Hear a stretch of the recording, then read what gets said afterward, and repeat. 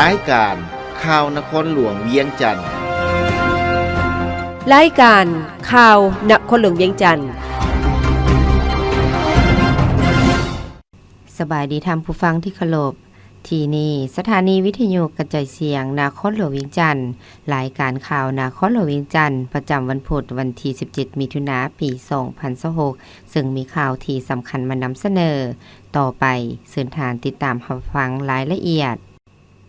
สำเร็จประสานเสียงแต่การหัดแอบซ้อมหบตีพิเศษไต้ฝุ่น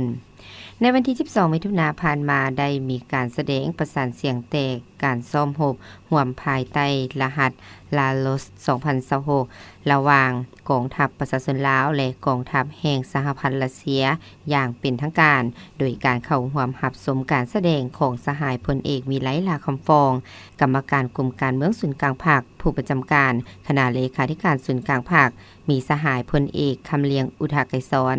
กรรมการกลุ่มการเมืองศูนย์กลางภาครองนายกรัฐมนตรีกระทรวงป้องกันประเทศมีสหายพันเอกอีวานตาราเยสผู้ช่วยผู้บัญชาการทหารขีดตาวินออกกองทัพแห่งสหพันธ์รัสเซียมีบรรดาอดีตการนำคณะสีนำการซ้อมห่วมตลอดฮอดนายและพลทหารที่เข้าห่วมการหัดแอบ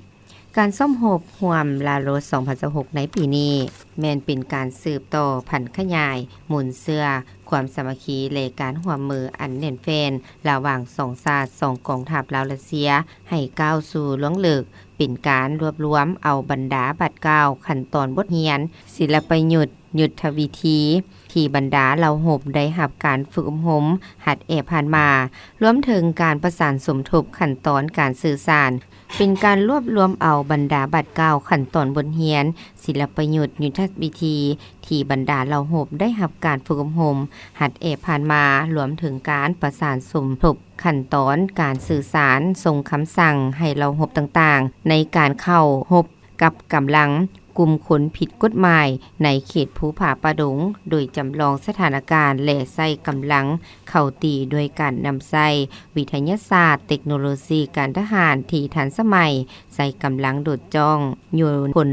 ของกำลังตีพิเศษและทหารหาบพร้อมด้วยกำลังตีพิเศษของทัพรัสเซียเข้าบุกตียึดคืนพื้นที่ด้วยรูปแบบจำลองตลอดฮอดการฝึกซ้อมยิงลูกปืนแท้ในสถานการณ์จำลองด้านการก่อการหายและการหักษาความสงบสหายพันโทอนุสิทธิ์สูวงสวัสดิ์รองหัวหน้าแผนกยุทธวิธีกรมอมหมใหญ่เสนาธิการกองทัพได้ให้สัมภาษณ์ว่าพวกเรามีความรู้สึกเป็นเกียรติและภาคภูมิใจที่สุดที่ได้เข้าร่วมจัดตั้งซ้อมหบห่วมลาวรัสเซียในครั้งนี้โดยเฉพาะเข้าร่วมกะเกี่ยมทางด้านเนื้อไหนกับฝ่ายรัสเซียและการประสานงานการบัญชาร่วมกับฝ่ายรัสเซียที่มีความสำคัญที่สุดซึ่งพวกเราสามารถถอดถอนบทเรียนนำฝ่ายรัสเซียได้หลายด้านโดยเฉพาะแมนบทเรียนอันใหม่ที่ทันสมัยสิ่งที่ฝ่ายรัสเซียสอนให้จะนำไปหมุนใส่ในเวียกงานอบรมก็คือเวียกงานสู่หบของกรมกองเฮาให้ดีขึ้นทันสมัยและรับประกันในหน้าที่สู่หบผลสำเร็จของการซ่อมหบห่วมลาโลส2026บ่เพียงแต่เป็นการยกระดับขีดความสามารถความพร้อมซ่อมหบและประสบการณ์ตัวจริงให้กองทัพประชาชนลาวในการปกปักรักษาประเทศชาติเท่านั้นแต่ยังเป็นการยืนยันถึงสายผัวพันมิตรภาพอันเป็นมูลเชื่อความไว้เนื้อเชื่อใจยุทธศาสตร์และการร่วมมือระหว่างสองกองทัพลาวและรัสเซียให้มีความมั่นคงทางน้องแกนและขยายตัวขึ้นอย่างบ่หยุดยั้งสามารถเฮ็ดสำเร็จหน้าที่การเมืองของสองฝ่ายที่ได้รับผลสำเร็จตามเป้าหมายที่สองชาติสองกองทัพได้วางไว้สัมมนาวิทยาศาสตร์การกะเกียมกองผสมเวียกงานสื่อมวลชนทั่วประเทศครั้งที่1คณะโฆษณาอบรมศูนย์กลางภาคได้จัดกองผสมสัมมนาวิทยาศาสตร์เพื่อกะเกียมให้กับกองผสม เวียกงานสื่อมวลชนทั่วประเทศครั้งที่1ในวันที่16มิถุนายนนี้ที่ห้องประชุมคณะโฆษณาศูนย์กลางภาคโดยการเป็นประธานของสหายคำพันธ์เผยอยู่วงศ์กรรมการกรมการเมืองศูนย์กลางภาคหัวหน้าคณะโฆษณาศูนย์กลางภาคมีบรรดาผู้ต่างหน้ากรมกองคณะกระทรวงองค์การอ้อมข้างขันศูนย์กลางที่เกี่ยวข้องกับการเคลื่อนไหวเวียกงานสื่อมวลชนทั่วประเทศเข้าร่วมในพิธีสหายคำพันธ์เผยยวงศ์ได้กล่าวว่ากองประชุมในครั้งนี้แม้นจะได้พร้อมกันผลควรเนื้อในห่างบทสรุปการตีราคาการเคลื่อนไหวเวียกงานสื่อมวลชนในระยะผ่านมาและการกำหนดทิศทางรวมต่อหน้าฮอดปี 2030 พร้อมนี้ยังได้คุ้นคั่วหลงลึกเนื้อในห่างมติของกรมการเมืองส่วนกลางภาคที่จะเปลี่ยนแทนมติ36ของกรมการเมืองส่วนกลางภาคเกี่ยวกับการเพิ่มทวีการนำพาของภาครายการคุ้มครองของรัฐต่อสื่อมวลชนในระยะใหม่ในลงวันที่19มิถุนายน1993ซึ่งเห็นว่าเอกสารดังกล่าวนี้นำใช้มาเป็นเวลายาวนานสมควรแล้วสนำเพื่อให้สอดคล้องกับเวียกงานการพัฒนาเศรษฐกิจสังคมในระยะใหม่ต้องได้ค้นคว้าปรับปรุงคืนกองประชุมจะได้ลงเลิก2เอกสารสำคัญเพื่อกาเกียมให้กองประชุมเวียกงานสื่อมวลชนทั่วประเทศครั้งที่1และถือว่าเป็นกองประชุมครั้งปฐมครั้งประวัติศาสตร์ครั้งทำอีกของเวียกงานสื่อมวลชนทั่วประเทศที่จะพร้อมกันสมใส่สรุปตีราคาคืนการเคลื่อนไหวเวียกงานของสื่อมวลชนในระยะผ่านมาและกำหนดทิศทางรวมฮอดปี 2030 เพื่อให้มีการหันเปลี่ยนไปสู่คุณภาพใหม่อย่างแข็งแรงพร้อมนี้สหายคำพันธ์เผยยวงศ์ยังได้เรียกร้องมายังบรรดาสหายทั้งหมดที่เข้าร่วมกองประชุมจงสื่อสู่ความรับผิดชอบสูงเอาใจใส่คนครัวสมสติปัญญาเข้าในการประกอบคำขีดคำเห็นใส่ห่างเอกสารสำคัญห่างบทสรุปตีราคาห่างมติที่กองประชุมคณะรับผิดชอบจะได้นำเสนอผ่านกองประชุมสัมมนาและบรรดาเอกสารที่กองเลขาแจกจ่ายไปก่อนแล้วนั่นเพื่อให้มีเนื้อในครบถ้วนลึกซึ้งและสอดคล้องกับสภาพตัวจริงในปัจจุบันธนาคารแห่งสาธารณรัฐประชาธิปไตยประชาชนลาวเสื่อมซึมมติกองประชุมใหญ่ครั้งที่12ของพรรคองค์คณะพรรคธนาคารแห่งสาธารณรัฐประชาธิปไตยประชาชนลาวได้จัดกองประชุมเผยแพร่เสื่อมซึมมติกองประชุมใหญ่ครั้งที่12ของพรรคขึ้นเมื่อบ่ดลมานี้ที่สโมสรใหญ่สถาบันการธนาคารโดยภายใต้การเป็นประธานของท่านนางบุญคำวรจิตคณะเลขาธิการส่วนกลางพรรคเลขาคณะพรรคธนาคารแห่งสาธารณรัฐประชาธิปไตยประชาชนลาวมีบรรดาสหายคณะบริหารงานพรรคธนาคารแห่งสาธารณรัฐประชาธิปไตยประชาชนลาวคณะหน่วยพรรคคณะห้าทานคณะกลุ่มคณะผู้อำนวยการธนาคารธุรกิจพร้อมด้วยพนักงานหลักเลงนำพาเข้าร่วมหลายกว่า200สหายกองประชุมครั้งนี้ได้นำเอาเอกสารสำคัญของพรรค4ฉบับเพื่อเผยแพร่ให้ผู้เข้าร่วมได้เสื่อมซึมกำแน่นคือมติกองประชุมใหญ่ครั้งที่12ของพรรครายงานการเมืองต่อกองประชุมใหญ่ครั้งที่12ของพรรคแผนพัฒนาเศรษฐกิจสังคมแห่งชาติ5ปีครั้งที่10 2026-2030 บทความเห็นนำของเลขาธิการใหญ่ประธานประเทศเกี่ยวกับการจัดตั้งเสื่อมซึมและผันขยายมติกองประชุมใหญ่ครั้งที่12ของพรรคหลังจากนั้นได้มีการแบ่งกลุ่มเป็น7กลุ่มตามสายเพื่อคนครัวเวียกงานวิสัชพอติดพันกับเนื้อในเอกสารที่ได้รับการเผยแพร่เสื่อมซึมได้รับการ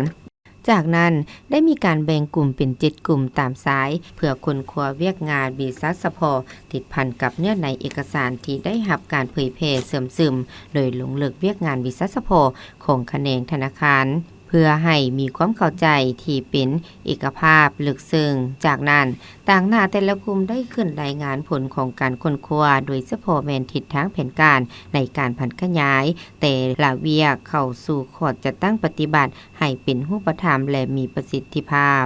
กองประชุมในครั้งนี้ยังได้มีพิธีประดับเหรียญการละเนิกวันสถาปนาสาธารณรัฐประชาธิปไตยประชาชนลาวครบรอบ50 ปีให้พนักงานแขนงธนาคารที่ได้ประกอบส่วนในภารกิจปกปักรักษาและสร้างสรรค์พัฒนาประเทศชาติในระยะผ่านมาซึ่งเป็นเป้าหมายที่ได้รับเหรียญดังกล่าวมีจำนวนทั้งหมด 1,131 คนในนี้เป็นพนักงานประจำการ946 คนและพนักงานบำนาญ185 คนในโอกาสนี้สหายนางบุญคำวรจิตยังได้ให้เกียรติมีคำเห็นสีนำต่อกองประชุมเพื่อเป็นเข็มสีทิศเนียงทางในการเคลื่อนไหวเวียกงานของแขนงธนาคารในต่อหน้าเพื่อเฮ็ดให้คณะพรรคธนาคารแห่งสาธารณรัฐประชาธิปไตยประชาชนลาวสามารถสืบต่อนำพาซี่นำการพันขยายมาตีกองประชุมใหญ่ครั้งที่12ของพรรคและแผนพัฒนาเศรษฐกิจสังคม5 ปีครั้งที่10ก็คือมติกองประชุมใหญ่ครั้งที่5ขององค์คณะพรรคธนาคารให้บรรลุผลสำเร็จตามแผนการที่วางไว้อย่างจุกงามสร้างตาแสงให้กลายเป็นตัวแบบและพัฒนาการผลิตในโอกาสที่ทานไสสนาโคตรภูธรเลขาพรรคแขวงประธานสภาประชาชนแขวงคำมวนพร้อมโดยแผนกการของแขวงล้มเคินไหวสุกยูนและติดตามเวียกงานอยู่เมืองสีบั้งไฟในวันที่11 มิถุนายนผ่านมาซึ่งได้ซีนำให้การนำเมืองและตาแสงสืบต่อนำพาซีนำสร้างตาแสงให้กลายเป็นตาแสงตัวแบบเพื่อให้บรรดาตาแสงอื่นได้มาถอดถอนบทเรียนโดยเฉพาะตาแสงเสนคำสมพร้อมทางเน้นหนักให้สร้างศูนย์กลางจัดกิจกรรมของประชาชนจัดตั้งตลาดนัดประจำอาทิตย์ส่งเสริมกิจกรรมกีฬาและศิลปะวัฒนธรรมและอื่นๆที่เป็นประโยชน์เพื่อสร้างความสามัคคีและความเข้มแข็งในชุมชนพร้อมทางเรียกร้องให้ประชาชนสืบต่อรักษามูลเชื่อความมุ่งมั่นขยันเพียรในการผลิตพัฒนาการปลูกข้าวพืชผักไม่กินหมากและการเลี้ยงสัตว์ให้กลายเป็นสินค้าเพื่อยกระดับรายรับและคุณภาพชีวิตของครอบครัวพร้อมนี้ยังมอบเงินจำนวนหนึ่งและปุ๋ยชีวภาพ10 ตนให้เกษตรกร3 บ้านคือบ้านสมบ้านยังใหญ่และบ้านดงหมากบ้าเพื่อนำใส่เข้าในการผลิตตาแสงคำสมอยู่บ้านยังใหญ่ห่างจากสำนักงานเมืองสีบั้งไฟ23 กิโลเมตรมี14 บ้านขึ้นกับมีพลเมือง 1643 คนหญิง 4,962 คนมีหลายกว่า 2,000 ครอบครัว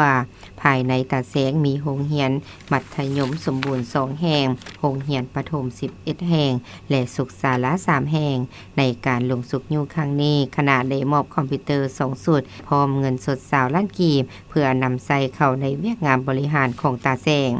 ขณะดังกล่าวยังได้ลงเยี่ยมยามครอบครัวตัวแบบด้านการปลูกเห็ดและพบปะประชาชนบ้านสมเพื่อรับฟังสภาพของบ้านด้านเวียกงานเศรษฐกิจกสิกรรมและความต้องการของประชาชนในการพบปะต่างหน้าการจัดตั้งตาแสงและบ้านสมได้เสนอต่อการน้ำแขวงให้พิจารณาช่วยเหลือการสร้างห้องการตาแสงหอพักพนักงานการก่อสร้างเส้นทางปูยาง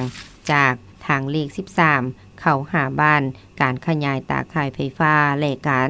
สร้างคลองส่งน้ำเพื่อหับไส้การผลิตกสิกรรมในฤดูแล้งพร้อมนี้ขณะยังสืบต่อลงกวดกาโครงการจกหนองบัวอยู่บ้านดงมักบ้าและประตูเปิดนำห้วยสายพายโครงการดังกล่าวมีเนื้อที่25 เฮกตาร์เริ่มดำเนินการก่อสร้างแต่ต้นปี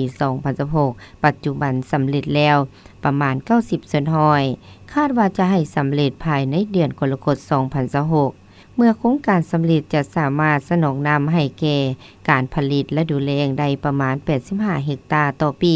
สวยสร้างเงินไขให้ประชาชนขยายการผลิตและยกสูงรายรับในอนาคต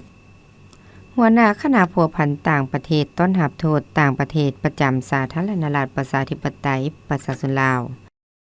ในวันที่15 มิถุนายนนี้ที่คณะพัวพันต่างประเทศส่วนกลางภาคท่านบุญเหลือพันดานุวงศ์กรรมการส่วนกลางภาคหัวหน้าคณะพัวพันต่างประเทศส่วนกลางภาคโดยต้อนรับการเข้าเยี่ยมอำลาของท่านนางมิลบาโร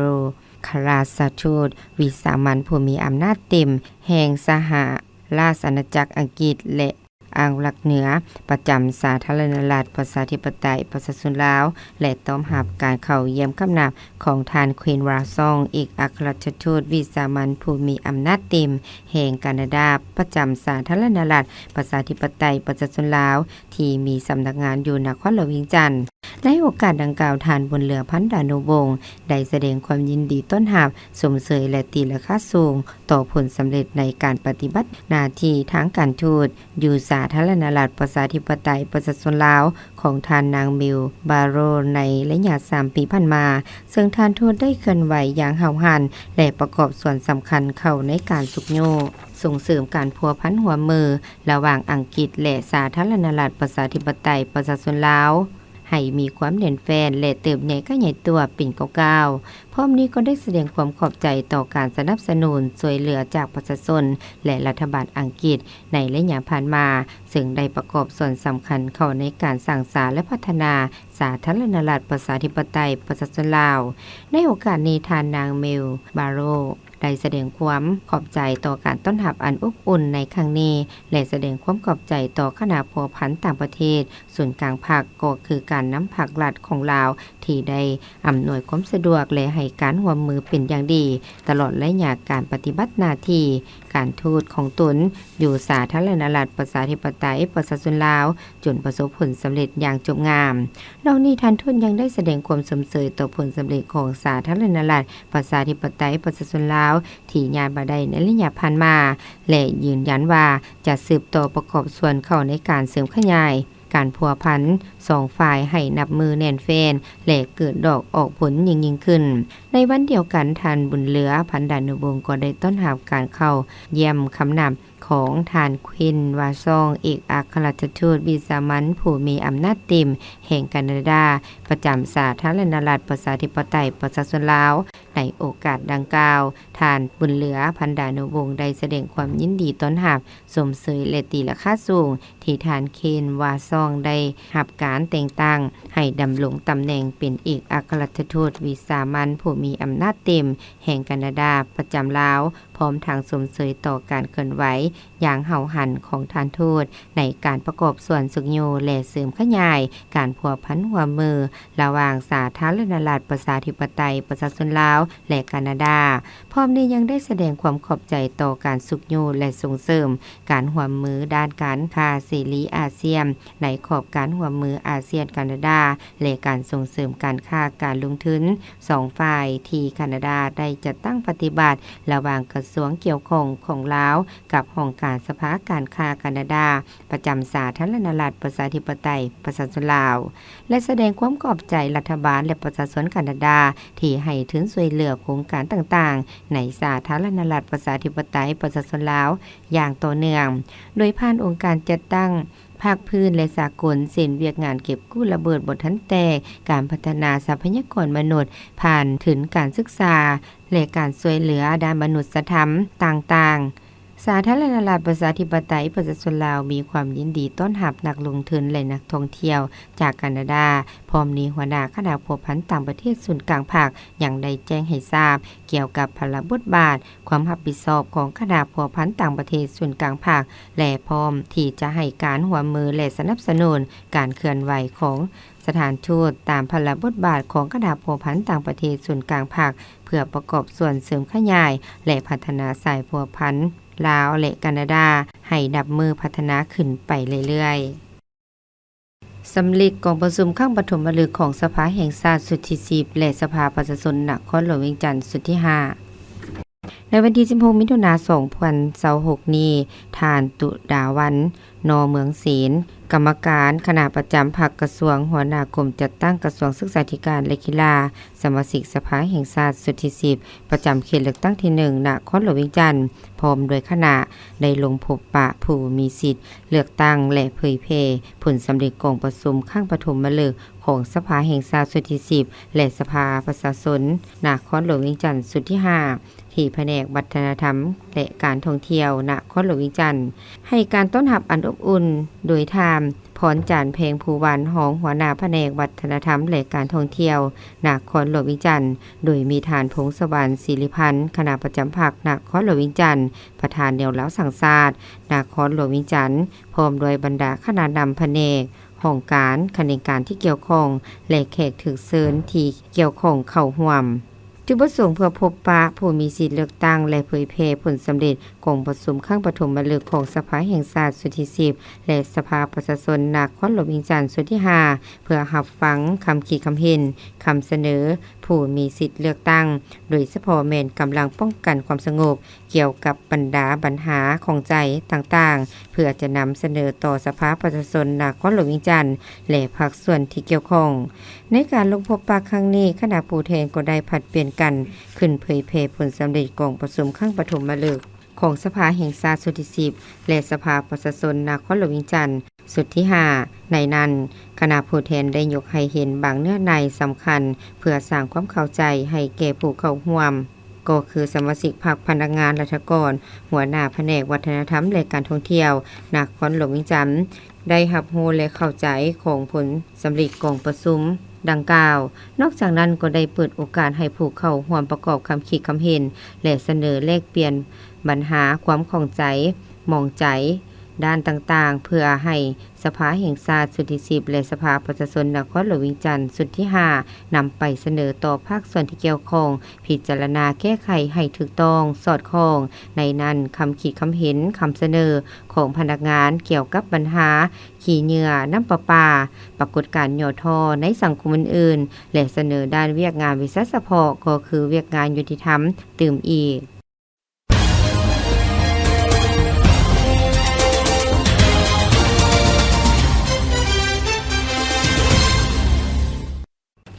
ต่อไปเส้นทางที่ตามหับฟังข่าวต่างประเทศ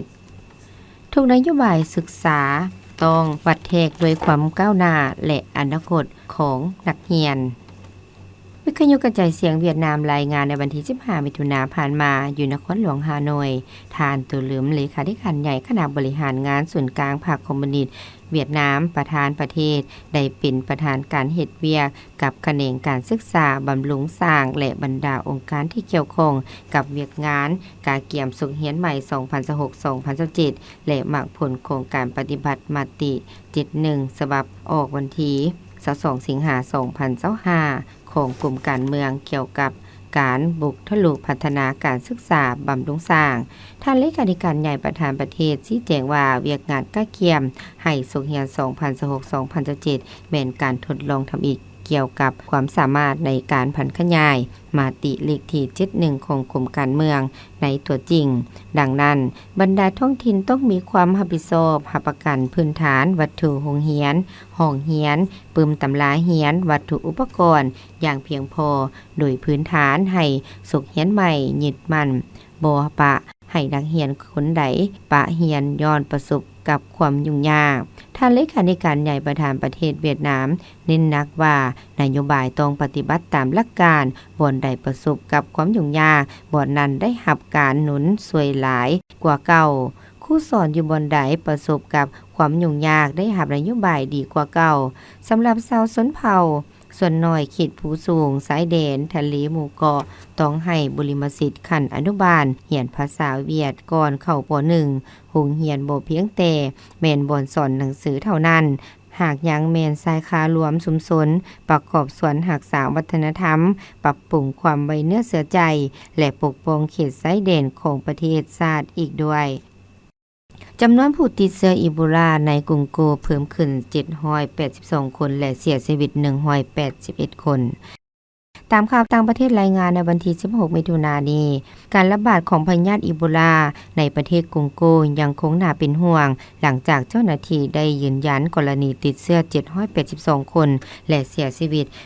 181คนภายในเวลาเพียงแต่1เดือนหลังจากรัฐบาลประกาศการระบาดอย่างเป็นทางการ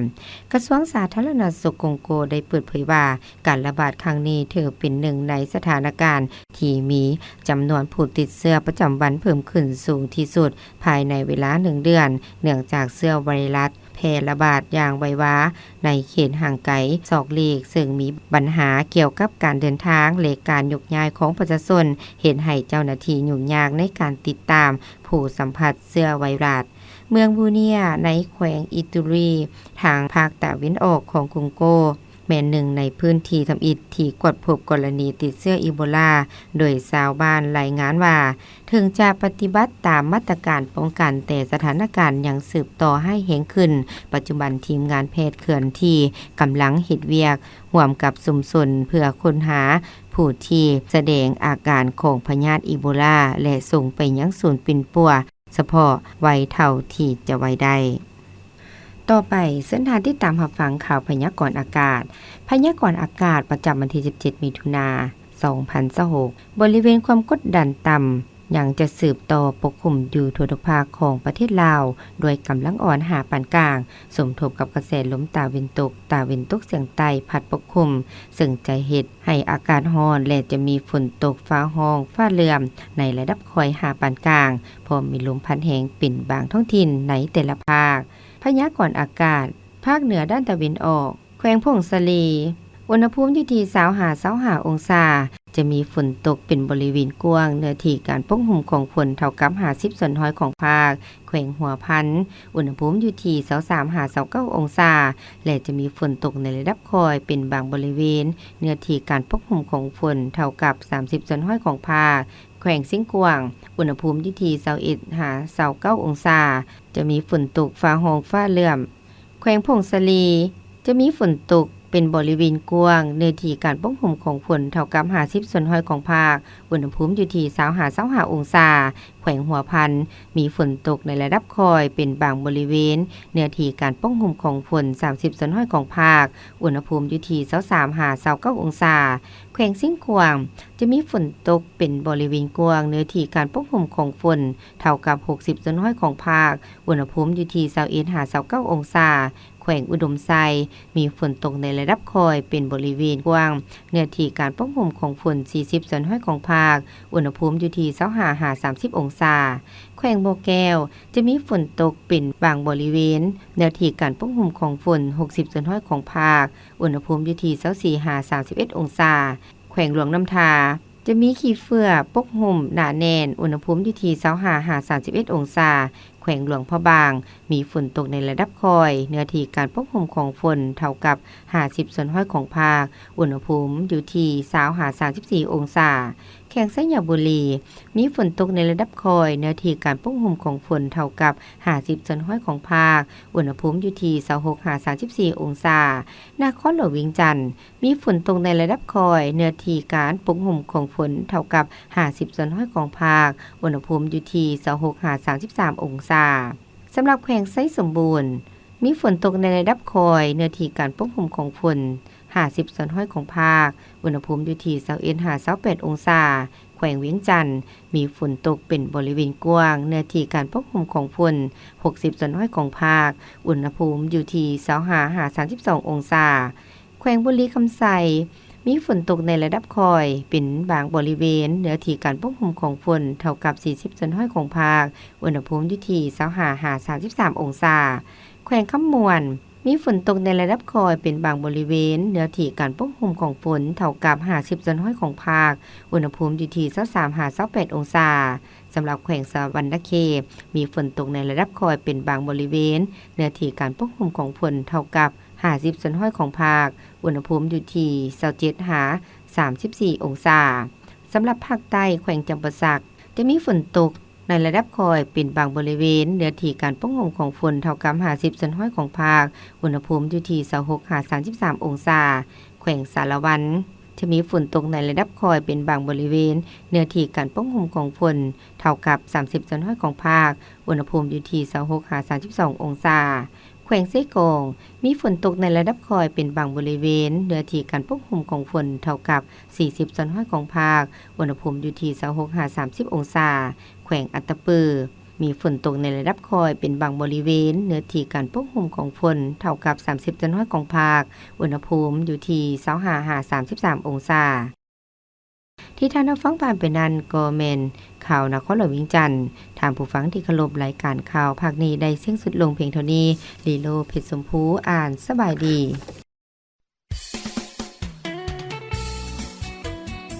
นางเอ้ยนางมาเบิ่งนี่ดูลูกในไหน้ำนี่คือยังมีนอนน้ำอยู่ลูกบ่ได้ล้างไหน้ำหวะลูกก็ล้างทุกๆอาทิตย์อยู่ได้แม่